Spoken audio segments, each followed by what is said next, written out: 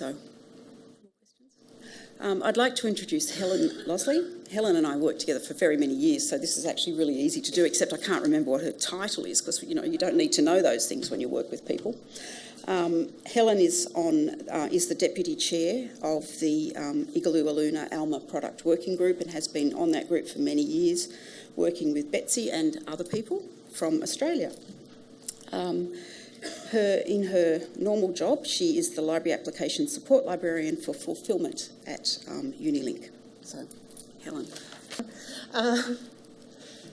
Megan and I are both on the Alma Product Working Group, and we meet once a month roughly, this is my last report because I'm stepping down from the Product Working Group as of September this year.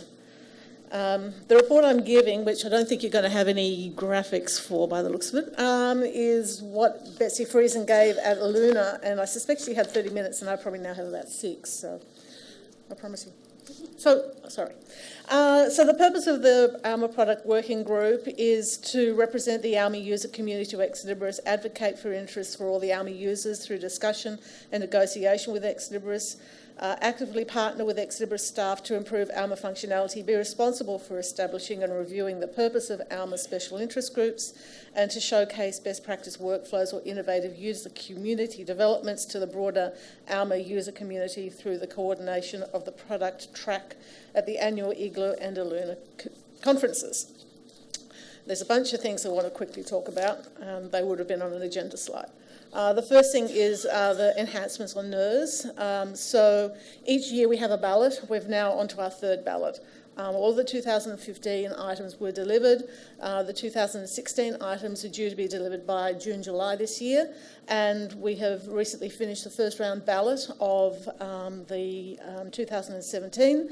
And at the moment, the top 20 items have been sent to Ex Libris for pointing because the top Ex Libris allocates points to all of the the top 20, and then the second round ballot happens where the top votes are pooled, and then the top 200 cumulative points are then put forward for developments with Ex Libris. And currently they're coming back with their solutions, and so that's where they're at there. Now, apart from the coordination of the NERS for Alma, we've also been working on, as Dave has mentioned, so I'm not going to go near there, the authentication focus group, as Annette has mentioned, and there'll be a presentation later on about the Primo Alma back office project, the usability project, and re-establishing the community zone management group. I will touch briefly on the usability project. There are presentations, I know, on Wednesday at Best Practice. Suffice to say, this has been an absolutely huge commitment from Ex Libris and the partner libraries. There were 9 libraries, and from Australia there was Monash and State Library of Queensland. They have really gone to town to help Ex Libris, and specifically the ProQuest team of usability experts, because Alma didn't have a usability stream for development, and it was very fortunate when ProQuest came along and they merged that they did have a very successful award-winning usability team who they were able to then move to looking at Alma and to try and streamline more the practices, the look and feel, to look for consistency of presentation and to improve the ergonomics of the application. Now, the June release will see the rollout to the 9 libraries who were part of the pilot scheme for the development, and they will be doing road testing through June and July. And then for general release between August and November, with all libraries needing to move to using the new interface by the end of the second half of this year. The product working group realises, and so does Ex Libris, that there's no good time to flick the switch. Ex Libris is busy in developing training packages for the product, for the release, with the help, because we see it as it's going to need quite a lot of training for some users particularly, and they recognise there's no great time to flick the switch.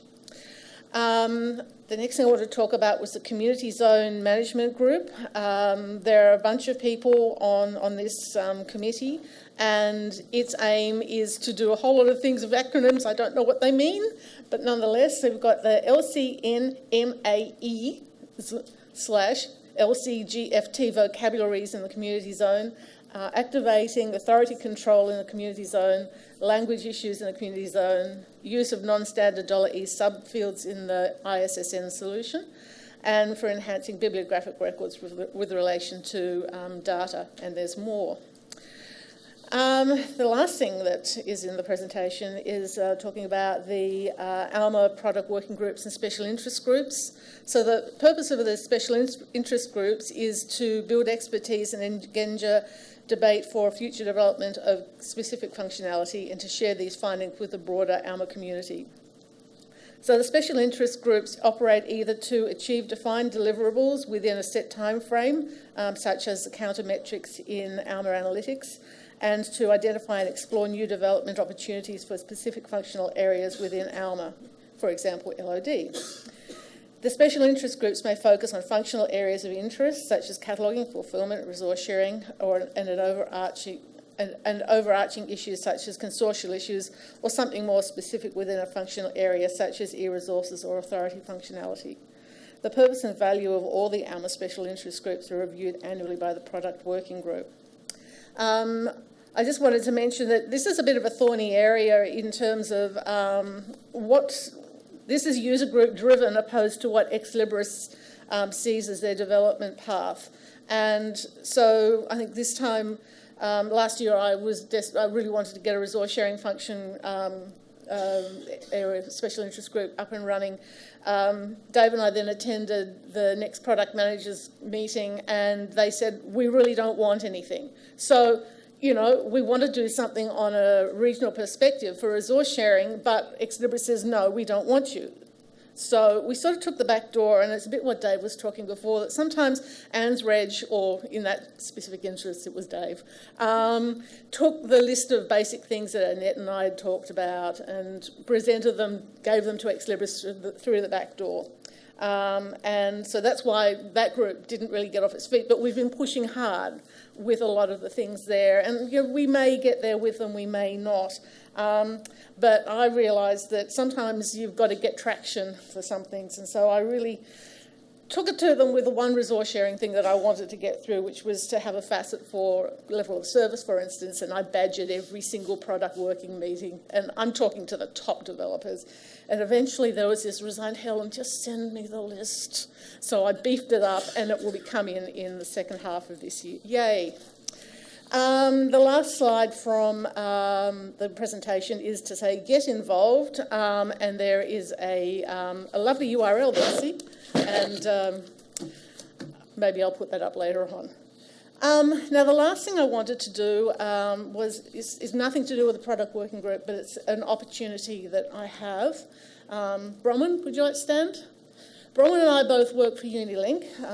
We've worked there for a long time, and I'd have had a slide up there saying farewell. So some of you know this already, but Unilink is in the process of winding up business effective of the 31st of October 2017. There are many reasons for this sad event, but suffice to say the changes in technology and the information environment over the past 4 decades, firstly with Clan and lately as Unilink, have been enormous, with a number of members recently deciding to leave our network. All this has necessitated a review of Unilink's real prospects for the future, and unfortunately they were bleak. So the company embarked upon the only option available to it and began negotiations with Ex Libris for them to take on the remaining members. This has taken much work by both Unilink and Bronwyn specifically, with Tony Cagnaluti and Ex Libris, Melanie and Rowan Anego and Amanda Healy. So the company has embarked with the only option for Ex Libris to take on our members. We've achieved this with a lot of goodwill and spirit of transparency, and we think that we've achieved a very good option for the future of our members.